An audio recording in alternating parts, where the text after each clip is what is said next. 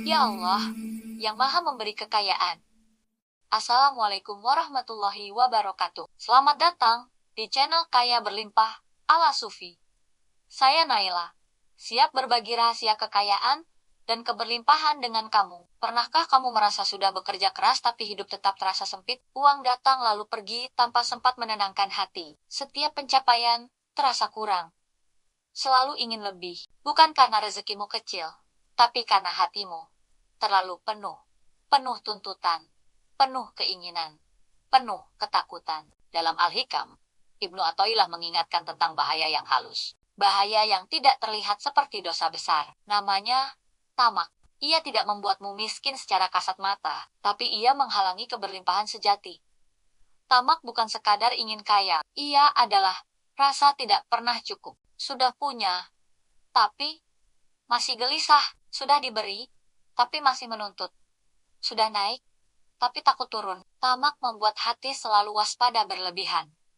Setiap nikmat berubah jadi beban. Setiap rezeki berubah jadi sumber cemas. Bukan karena kurang, tapi karena takut kehilangan. Dan disitulah keberlimpahan mulai tertutup. Ibnu Athaillah mengajarkan bahwa rezeki bukan hanya soal jumlah. Ia soal kelapangan hati saat menerimanya. Tamak membuat rezeki terasa sempit, walau jumlahnya besar. Sedangkan hati yang tenang merasa cukup, walau sederhana. Dua orang bisa menerima jumlah yang sama. Yang satu bersyukur, yang lain gelisah. Perbedaannya bukan di rekening, tapi di hati. Karena hati yang tamak tidak pernah beristirahat. Ia selalu berlari tanpa arah. Ada seorang pedagang yang hartanya terus bertambah, tapi tidurnya selalu gelisah. Ia takut rugi, takut disaingi, takut kalah cepat. Semakin banyak ia punya, semakin sempit dadanya. Sampai suatu hari, ia jatuh sakit. Dokter berkata tubuhnya lelah, tapi hatinya lebih lelah. Ia sadar selama ini ia mengejar, bukan menikmati. Ia menumpuk, bukan mensyukuri. Disitulah ia belajar berhenti. Dan justru, disitulah hidupnya mulai lapang. Tamak membuat kita ingin semua sekaligus. Cepat, banyak, dan tanpa jeda. Padahal jiwa manusia butuh ritme, butuh tenang untuk bertumbuh. Allah memberi sesuai kesiapan, bukan sesuai nafsu. Tamak memaksa pintu sebelum waktunya. Akibatnya, pintu rusak atau hati yang terluka. Banyak rezeki yang seharusnya berkah menjadi sumber konflik karena dipaksa datang cepat. Inilah mengapa tamak adalah penghalang. Hati yang tamak sulit melihat hikmah. Ia hanya melihat target. Ia lupa bahwa perjalanan juga bagian dari nikmat. Setiap keterlambatan dianggap ancaman. Setiap penundaan dianggap kegagalan. Padahal, bisa jadi itu penjagaan.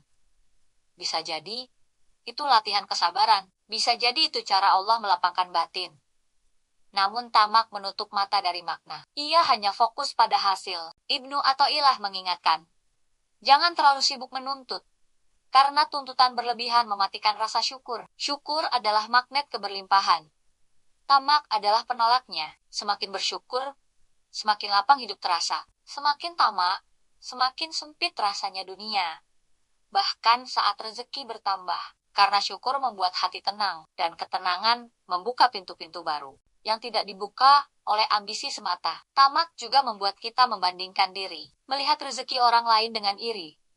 Padahal setiap orang punya takaran, punya waktu, punya jalan, punya ujian sendiri.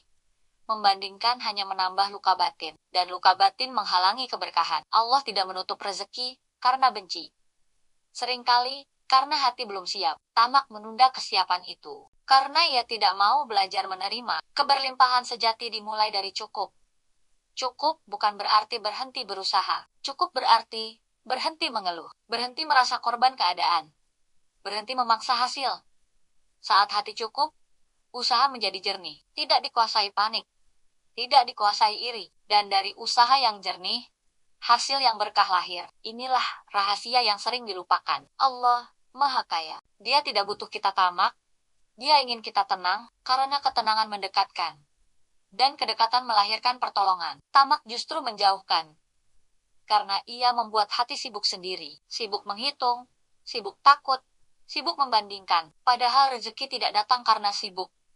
Ia datang karena izin. Saat kamu merasa hidupmu sempit, Tanyakan pada hati. Apakah aku sedang tamak? Apakah aku terlalu memaksa? Apakah aku lupa bersyukur? Pertanyaan ini menyembuhkan, karena ia mengajak pulang ke dalam, ke tempat rezeki batin berada.